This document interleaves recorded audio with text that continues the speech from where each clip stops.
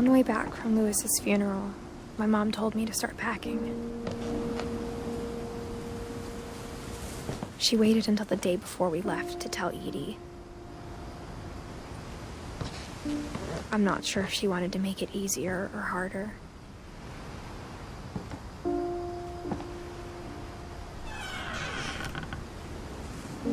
I wish we'd stayed.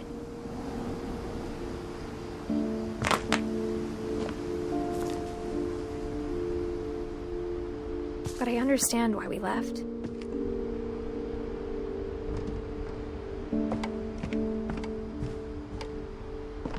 My mom ended up leaving everything behind.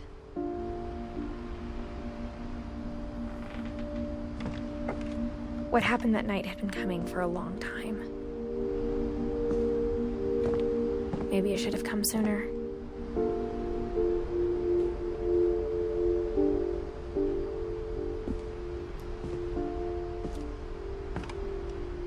But it had to end one way or another. All that's left now is to tell you about that last night.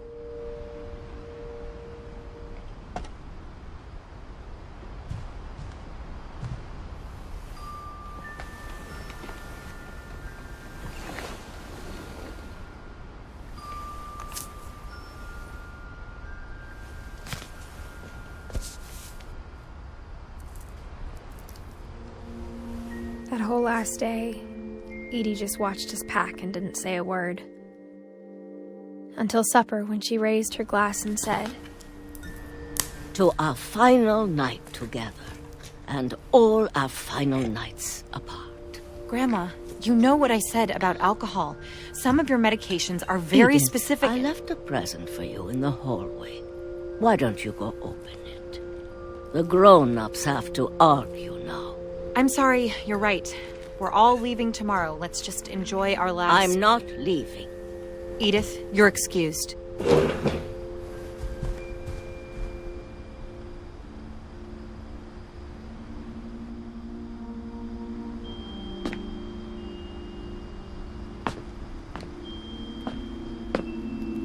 the power had been shut off that morning, but Edie always had plenty of candles.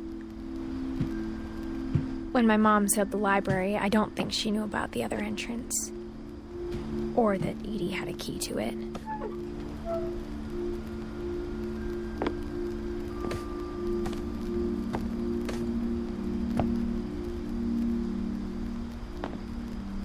That thing you're afraid of isn't going to end when you leave the house.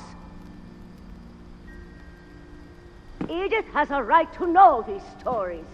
My children are dead because of your stories. I think it's best if Edith and I leave tonight.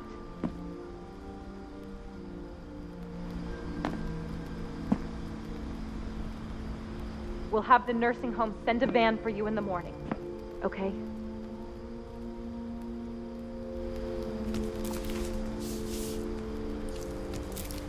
Dear Edith, there's so many stories I wish I could tell you, but there's only time for one. This is about what happened on the night you were born. That night, the tide went way, way out. It was the first and last time I ever saw the old house aground. There'd been an earthquake out in the middle of the ocean. They called it the lowest tide in 1,000 years. God, it smelled awful. You know, I've seen that house every day of my life.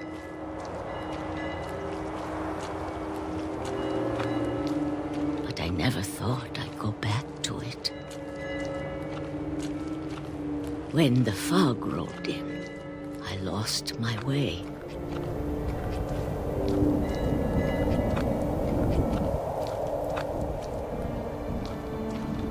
I got turned around.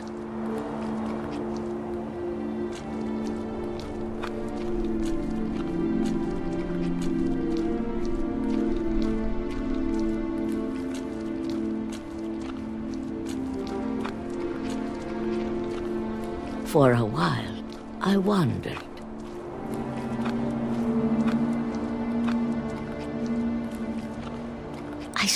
started seeing things.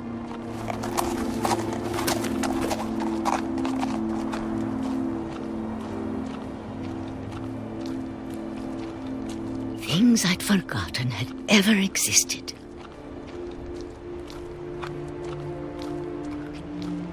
But when I saw them, they felt like old friends.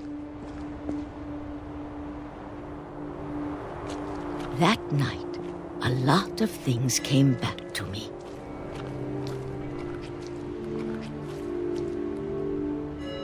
Or maybe I came back to them.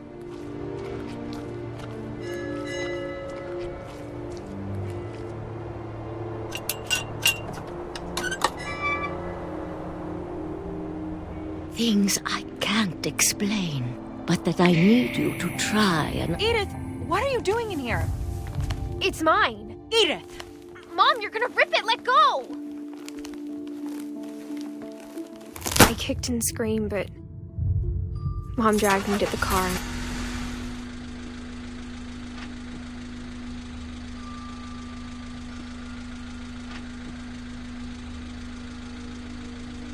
I never saw Great-Grandma Edie again. The next morning, the van came to pick her up, but she was already gone. After that, we moved around a lot.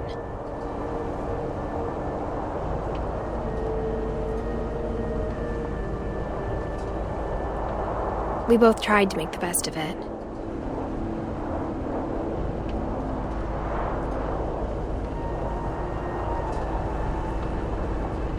A few years went by.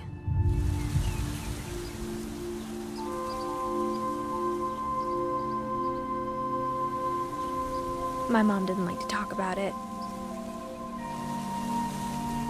but she started getting sick a lot. The rest happened pretty quickly. She got better for a while, and then she didn't.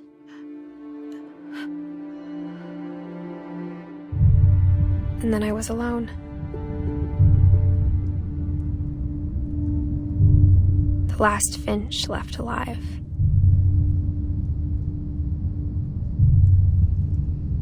Until I found out about you.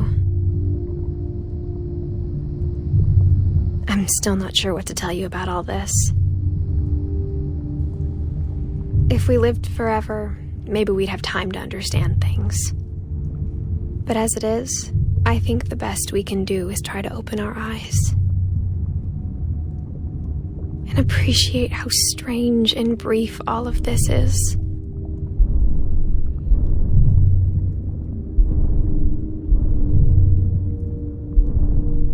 This journal was supposed to be for you.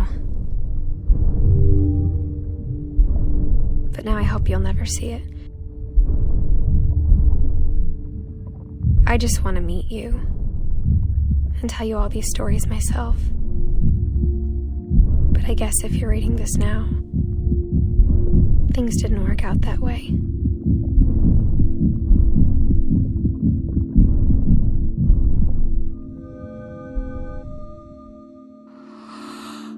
This is where your story begins. I'm sorry I won't be there to see it. It's a lot to ask, but I don't want you to be sad that I'm gone. I want you to be amazed that any of us ever had a chance to be here at all. Good luck.